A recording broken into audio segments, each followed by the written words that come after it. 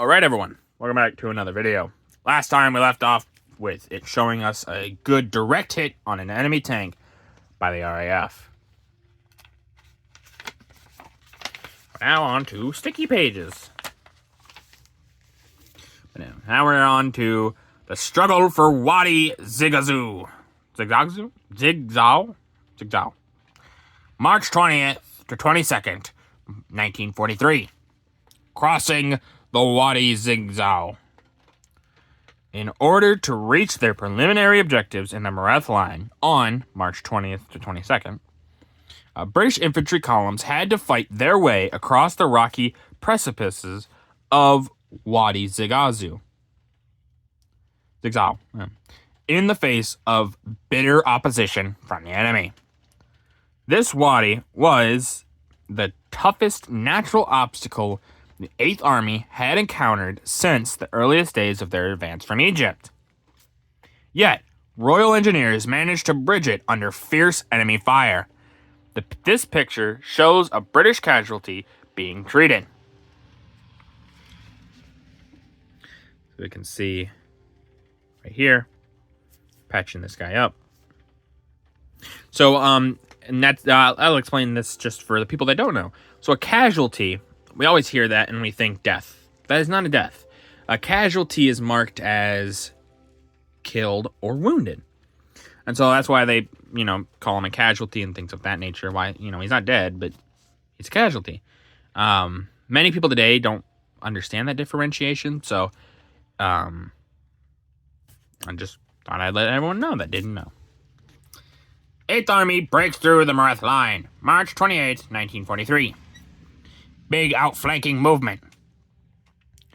After the capture of Medine on February 17th, the 8th Army advanced to the Wadi Zigazoo, a deep gorge forming part of the Mareth defense system.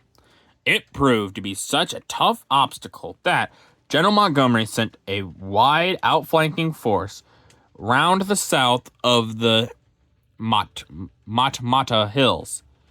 On March 28th, this outflanking force broke through strong enemy defensive positions along the Wadi El Asibu. Meanwhile, Allied forces in the coastal sector occupied the whole Mareth Line.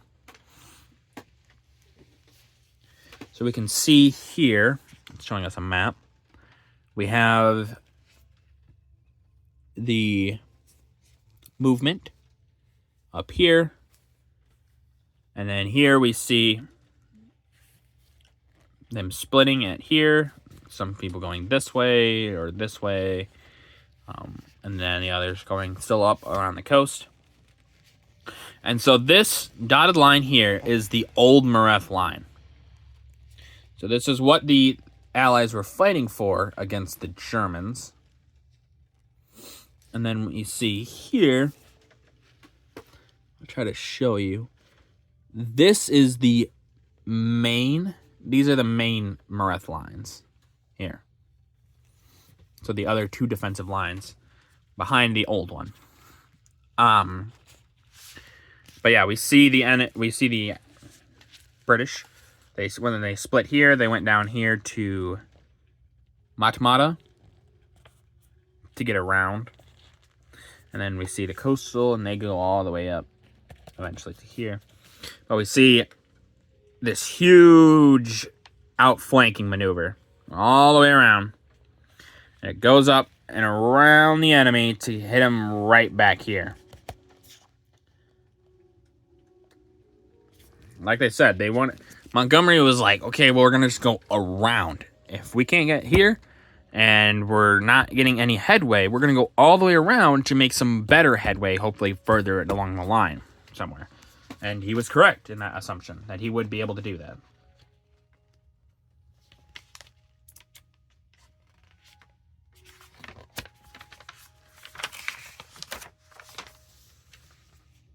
The 8th Army and the Yanks joined forces. April 6th to 10th, 1943. Battle of Akrit. The 8th Army in Tunisia lost no time after its victory at Mareth Only 8 days after it had successfully broken the Mareth line, it gained a new victory. In the pitch darkness of the moonless night on April 6th, General Montgomery's forces attacked the strongly fortified position of Acre, north of Gabes, and battered their way to success after heavy and bitter fighting. The advance of the British and Indian infantry was preceded and covered by a terrific artillery barrage, the heaviest yet known in southern Tunisia, from 500 guns.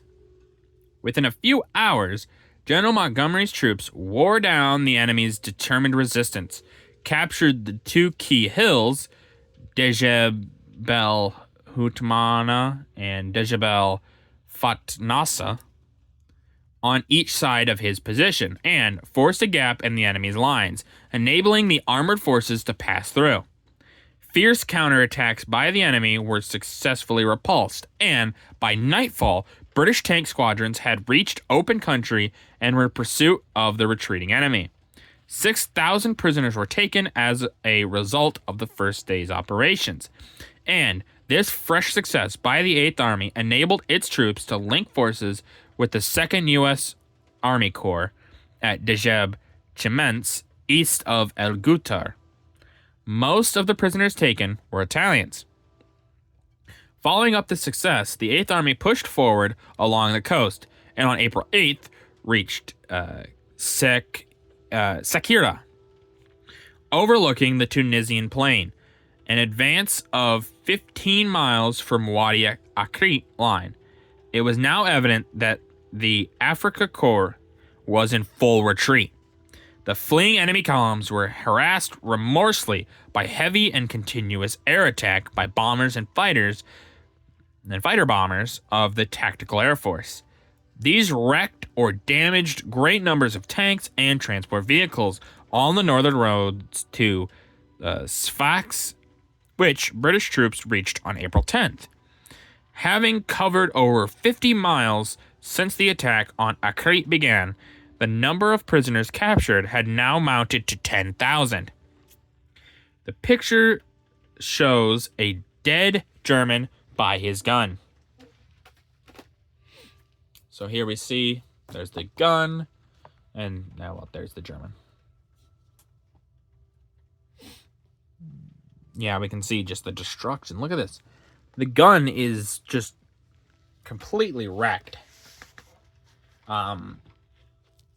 The fighting here, yeah, like I said, is super heavy. And the Afrika Korps at this point, if it wasn't obvious for anyone besides maybe Adolf Hitler,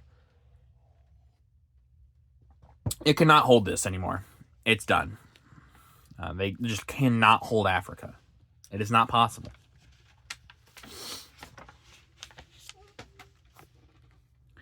The ports of Sfax and Suez fall to the 8th Army.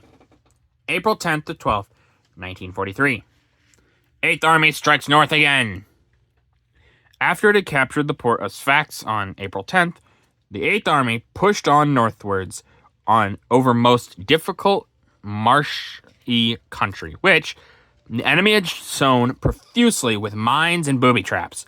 Nevertheless, in spite of these obstacles, the advance was rapid over the 80-mile stretch to Sousse, which was entered on April 12th. Sousse, the third largest port in Tunisia, was occupied without opposition.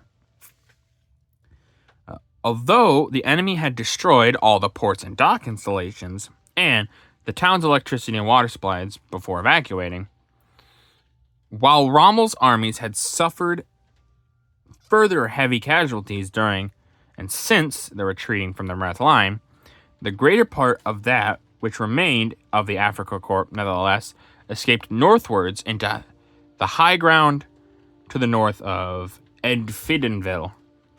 Since March 20th, the attack on the Mareth line opened, the 8th Army alone had taken a further 20,000 prisoners in Tunisia. The picture show left sappers of the 8th Army repairing a bridge over the river at Gapes, which was blown up by the Germans as they retreated northwards. So we can see them making sure that they can get this bridge repaired, so they can get their troops across and help capture further ahead. Which they would need to do.